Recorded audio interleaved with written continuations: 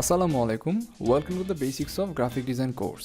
আমি সালমান শাফি, স্কিলবের কো-ফাউন্ডার এবং graphic designer এই কোর্সের ইনস্ট্রাক্টর।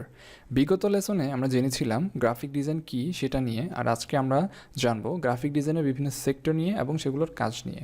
তবে তার আগে একটি প্রসঙ্গ নিয়ে বলতে চাই, আগের ভিডিওর শেষের দিকে একটি প্রশ্ন করেছিলাম যে গ্রাফিক ডিজাইন ঠিক কবে থেকে শুরু হয়েছিল বা গ্রাফিক ডিজাইন কবে উদ্ভব হয়েছিল। সো যারা যারা আমাদের উত্তর দিয়েছেন তাদেরকে অসংখ্য ধন্যবাদ।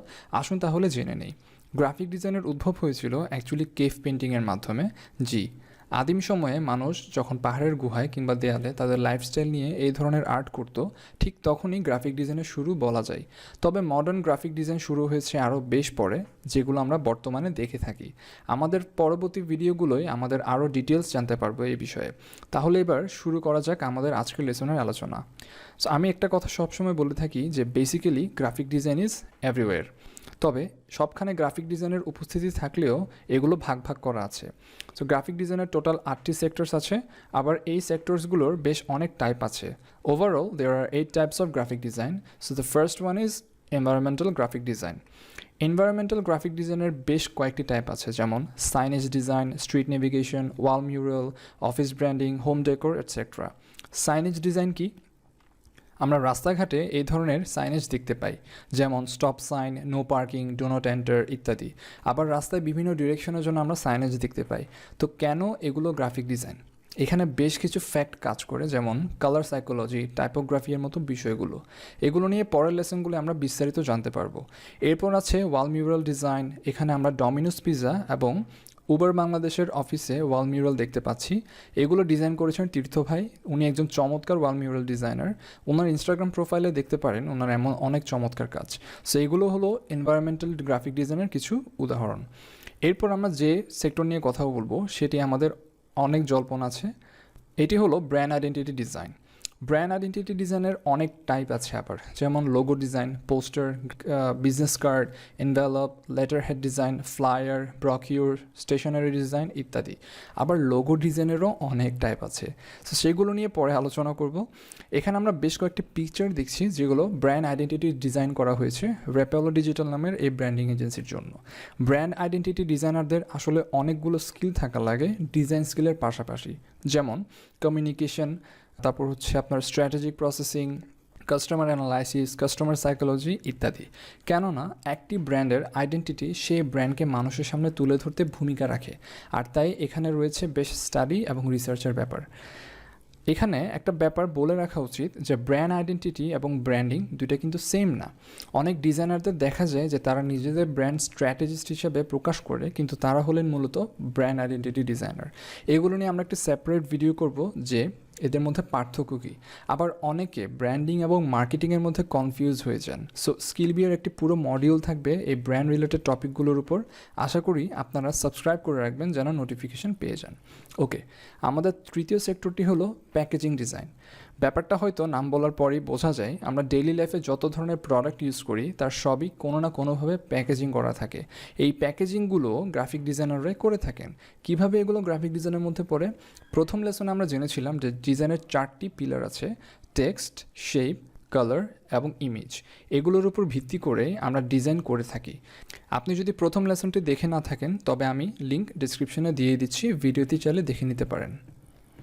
4 নম্বর সেক্টরটি হচ্ছে পাবলিকেশন ডিজাইন। আমরা প্রতিনিয়ত বই, নিউজ পেপার, ম্যাগাজিন এগুলো পড়ে থাকি। এর সবগুলোই কিন্তু ডিজাইনাররা তৈরি করে থাকেন। পাবলিকেশন ডিজাইনের মধ্যে book design, newspaper design, magazine, annual report design ইত্যাদি টাইপ আছে। কীভাবে এগুলো গ্রাফিক ডিজাইনের মধ্যে পড়ে আমাদের পরবর্তী ভিডিওগুলোয় আমরা বিস্তারিত জানতে পারবো এইসব বিষয়ে। তবে অল্পখানি বলে রাখতে চাই, যেমন এই ম্যাগাজিনে যে লেআউটটি ডিজাইন করা হয়েছে এটার মধ্যেও বেশ অনেক প্রসেস এবং ডিজাইন সেন্স কাজে লাগানো হয়েছে। ব্যাপারটা আপাত দৃষ্টিতে নর্মাল মনে হলেও এর মাঝেও অনেক প্রসেস এবং স্টাডি রয়েছে, আমরা পরে বিস্তারিত জানতে পারবো। আমাদের 5 নম্বর সেক্টরটি হলো ডিজিটাল আর্ট। আমরা ইলুস্ট্রেশন করাকেই অনেকে গ্রাফিক ডিজাইন মনে করে থাকি, কিন্তু ব্যাপারটা মোটেও এমন কিছু না। এগুলো হলো এক একটা টাইপ। ডিজিটাল আর্টের মধ্যে বেশ কয়েকটি টাইপ আছে, যেমন ইলুস্ট্রেশন, কমিক বুক ডিজাইন, বুক কভার, অ্যালবাম আর্ট এবং কনসেপ্ট আর্ট। আচ্ছা, এই ছবিটি কি পরিচিত লাগছে? জি, বাংলাদেশি ডিজাইনার মোর্শেদ মিশু ভাইয়ের এই কনসেপ্ট আর্টগুলো গ্লোবাল হ্যাপিনেস চ্যালেঞ্জ নামে একটি সিরিজ ছিল। সিরিয়া প্যালেস্টাইনের যুদ্ধবিধ্বস্ত বিভিন্ন ছবিগুলোকে তিনি হ্যাপিনেস কনসেপ্টের মাধ্যমে তুলে ধরেছিলেন তার ডিজাইন দিয়ে, এবং এই কাজের জন্য তিনি ফোর্বস ম্যাগাজিনের প্রমিনেন্ট অ্যাওয়ার্ড 30/30 পুরস্কৃত হয়েছিলেন 2019 সালে। সো একজন বাংলাদেশি ডিজাইনারের এমন কাজের জন্য পুরো বিশ্বে আমাদের নাম ফুটে উঠেছিল। আমাদের 6 নম্বর সেক্টরটির সাথে আমরা সবাই ভালোভাবে পরিচিত, অ্যাডভার্টাইজমেন্ট।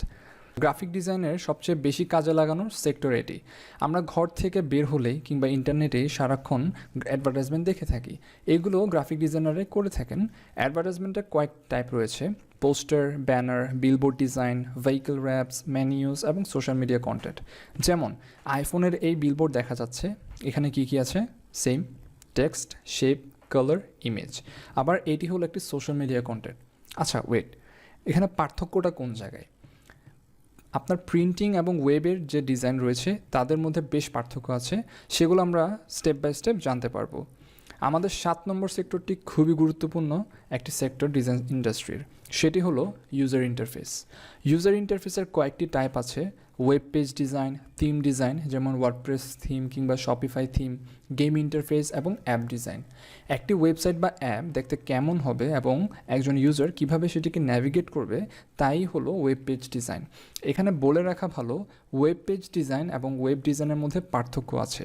একজন ওয়েব ডিজাইনারকে বেসিক ফ্রন্ট এন্ড ডেভেলপমেন্ট অর্থাৎ HTML, CSS, জাভাস্ক্রিপ্টের মতো বিষয়গুলোই স্কিল থাকা লাগে, কিন্তু ওয়েব পেজ ডিজাইনারের এসব না জানলেও চলে, তবে ধারণা রাখা ভালো। কেননা সে যেভাবে ডিজাইন করবে তার ডিজাইন কি আসলে প্রোগ্রামিং করে বানানো সম্ভব কি না, এটা একটা ব্যাপার থাকে। তাই কিছু বেসিক আইডিয়া যদি থাকে তবে একটা ধারণা করা যায় যে এই ডিজাইনটি আসলে প্রোগ্রাম করা সম্ভব। যেমন হাউসলেটের এই ওয়েব পেজে ডিজাইন করা হয়েছিল এবং ডেভেলপার এটিকে প্রোগ্রাম করে একটি ফাংশনাল ওয়েবসাইট তৈরি করেছিল।